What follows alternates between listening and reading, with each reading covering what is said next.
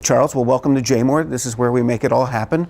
And this is our office here. And of course, this is Simone Ellen. She's our associate editor. And she writes for us and she edits all of the freelancers' copy that comes in. Alan Feiler is the editor of Jmore magazine.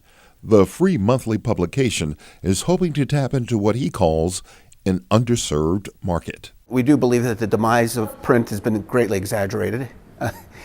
We feel that there are plenty of print publications and there is a market for it, but we also have a very dynamic, vibrant website, and that will be covering a lot of things going on in the community on a daily basis, up to the minute. And we've already done that in the short time that we've been around. The Jewish community is always changing and evolving and growing. Right now we have a very large and dynamic Orthodox community, which is a fabulous component of our community.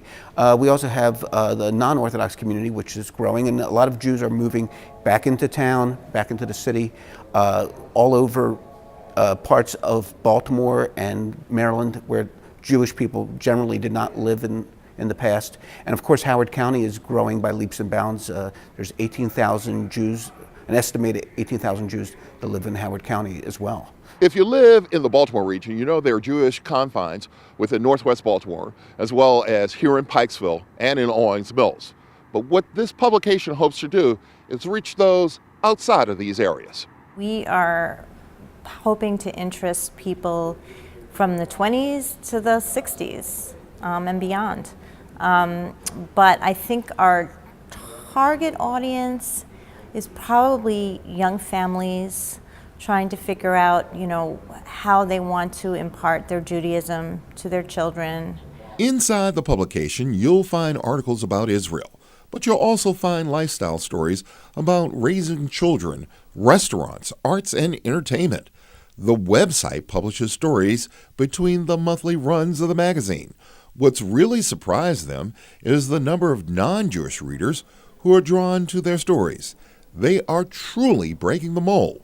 Consider their office space.